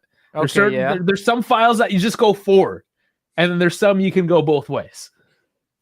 It depends on the situation. Right tool for the right job. Yeah, I don't get that analogy. Okay, well, any like carpenters or metal workers would understand what I'm saying. Yeah. Maybe it's a Canadian thing. Yeah. Us lumberjacks, we're always chopping wood, I guess. And I did chop wood today. I'm not gonna lie. What? Oh, okay. Okay. Interesting. Yeah, I gotta get for the pizza oven. I got the oak. Oh yeah, that's right. Gotta You chop got up the, I would prefer all Canadians stay away as far away as they can. So from wood you're an for the time being. Italian Canadian chopping wood somewhere in the forest. No, in my backyard. Oh, your backyard. Okay. Yeah. No, I have the pizza oven. The pizza oven needs oak. I gotta chop the oak. That's all I'm saying. That's all I'm saying. I'm just filling in the stereotype for you guys. That's all I'm doing right now. Bada bing, bada boom. Yeah. We're already talking about how I'm wiping my ass. I figured I'll just fill in the rest of the stereotype and leave it at that. Did you have any questions for us, guys? Any last questions? Yeah, to be honest with you, I'm really good. I'm good. We asked for the players. We asked for Zaniolo. We asked about Wanda. Oh no, I do have the curveball question. So here it is. So did a lot of Galatasaray fans have a shrine where they were offering their wives to Icardi just so he stays? I don't think anybody would be against it at this point. No. I think they're offering themselves at this moment. Oh man, they're offering their firstborns at this. That's right, dude. That's amazing. You don't understand how much we want this guy to stay. Wow, I didn't know it was that intense of a feeling. Well, That's great. Think about it. Europe in general is having a striker, shortage right now. There's a drought of strikers, and we've gone through so many that we've just miserable with strikers, and we finally found one that's like perfect. He's fitting in, he's happy here, and he's scoring, and we want to keep that. Yeah, it's pretty Get much rid of the trauma. Love it. Yeah, right now it's just pretty much Holland and Mbappe, and then nobody else is a striker. Yeah, exactly. So really, I mean, I think what we figured out is maybe we're not going to be having any transfers between our two teams, but we at least figured out how we wipe our asses. That is a W. Yeah. It took us an hour and 45 minutes. Front wiper, yeah. It took us an hour and 45 minutes to come to the conclusion that yes, a small percentage of the population will wipe the other way. Perfect. All right, so this is a success. I love it. Did you expect us to go this far down the rabbit hole when you asked that question? No. No. No. All right. I could feel the vibes. I could feel I could feel from you, Dave. You were a bit of a front wiper. Okay. I'm just over here vibing a little bit. Yeah. Okay. Oh man, I love it. Honestly, thank you for inviting us. You, both of you, great guys, great lads, great podcast. I'll probably continue listening. Absolutely. I love the banter. We do that as well. It's just absolutely like you come in, you listen. It's like you're in a room with the lads, absolutely just discussing things, and it's done for the community, by the community. We always say. Hey man, you should see our call-in shows. Are the same, yeah. I was gonna say you should see our call-in shows with our fans. We go off the walls with that one. Yeah. I hope we get to the levels that you guys are at as well. I see you got some amazing merch and stuff as well. Might hit you up for some tips and hints and tricks there. Oh, of course. I mean, the community. Honestly, I didn't even explain it. So when I first made contact, I think it was with Sporting 160. Now the Avalad podcast, they rebranded. I don't know. I got invited into this Twitter podcast group that you head up. Oh yeah. That's yeah. Right. So I don't know. I figured, yeah. Yeah, and I mean, when this these rumors came up, I was just like, that's right. The guy that headed up this group that I've never interacted with because I barely use Twitter. Mm-hmm. That's a Galatasary podcast. So I opened up Twitter again. I'm horrible with the social media stuff, I admit. And that's where it all kind of started. So it's just funny. I got onto the Sporting guys because Rabona TV. Mm-hmm. Yeah. So he's from Montreal, just down the road from me as well. Knew him. We've collaborated with him. I asked him. He put me on the Sporting guys, which connected me with you guys. And now we are here like at the end of the season months later. That's great. Yeah. How crazy is that? Feel free to invite other English football podcasts into that group as well. It's like the idea was, hey, we're a niche segment. Everyone is talking about football in English. Let's just collab. It's beautiful. Together. Beautiful. Yeah, we need to track down a Leicester City group because Timothy Chestnuts is apparently being one of the bigger moves. So yeah.